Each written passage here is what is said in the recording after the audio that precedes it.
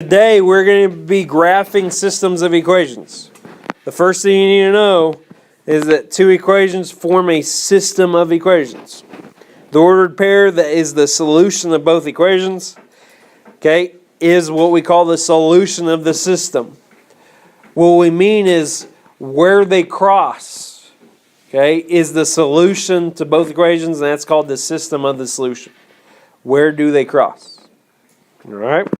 You need to write this down. What you need to know about a system of two linear equations is that they have three options. They either have one solution, an infinite number of solutions, or no solution. If it has at least one solution, we say the system is consistent. Okay, you need to know that. Because it'll ask, is this system consistent? Is the system consistent? If it has at least one solution. If it does not have a solution, it is not consistent. Alright, what you need to do on your notes, draw these graphs. Okay, you don't need to spend a lot of time drawing the graph. Just draw this. Okay, a consistent independent graph looks like this, where they cross one time. A consistent and dependent graph is actually two lines that are exactly the same. And an inconsistent graph is two parallel lines that never cross. If a system has one solution like this, then it's considered to be independent. If it has an infinite number of solutions, because there's actually two lines here, and it's an infinite number of solutions because they cross here and here and here and on, right? Since it's the exact same line, then they're called dependent. They're considered dependent of each other. But they're consistent because they have at least one solution. This is inconsistent because it doesn't have a solution. Alright? So if there's no solution, it's just inconsistent. The only graphs that will be inconsistent are lines that are parallel.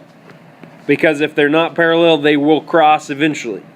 But if they're parallel, they will never cross each other. So those are inconsistent. Alright? So parallel lines are inconsistent. Your homework today is going to look like this. It's going to say use the graph to determine whether each system is consistent or inconsistent, and if it is independent or dependent. So what they do is they give you this. This is what some of your homework will do. They'll give you 4 or 5 graphs. And it will say determine if it's consistent or inconsistent, or if it's independent and dependent. These are the two lines they want you to look at. This line, y equals x minus 5, and this line, or this line right here, y equals negative 2x plus 3. Of this line and this line, are they consistent or inconsistent? Consistent because they cross. Are they dependent or independent? Independent. They only cross one time. Let's say they picked out this line and this line. Are they consistent or inconsistent? This line and this line. Inconsistent. Inconsistent. They will never cross because they're parallel. So that's all you'd write. Now what if they gave you this, which would be this line, and they'd written this a different way, and then when you solved it, you found that it was the exact same thing. So it's the same line twice. It's consistent, and they're dependent because they're an infinite number of solutions. Alright, you need to write this down. So the first thing to do is to graph each equation. So graph the system. Y equals negative 3x plus 10. So I start at 10. That's my y-intercept. And my slope is the number touching x, which is negative 3. So I go down 3 over 1.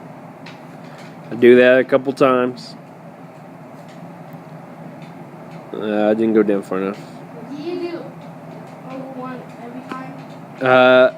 If it's a whole number. This is a whole number. Well, not really, but it's just a number. If it's a fraction, then you would go over 2 in this case, right? Alright. So I graphed that one.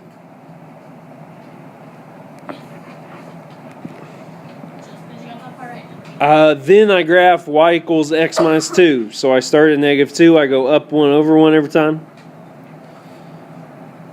which would put it right there. What it means by this, it says if it has one solution, name it. The solution is where it crosses, which is at 3, 1. Okay. Now you can check your answer. Let me show you that. What you do is you plug 3 in for x and 1 in for y for both of those. They should both be true. So let's check. Is 3 minus 2 1? Yes. 3 times -3 is -9. What is 10 minus 9?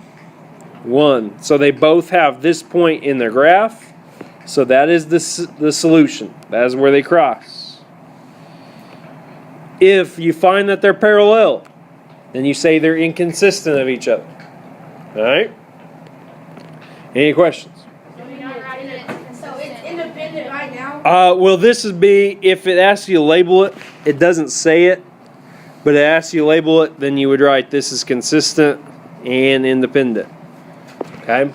But I don't, here it doesn't ask for it. Okay? But if they're parallel, then you just write inconsistent. Any questions? Here's your homework.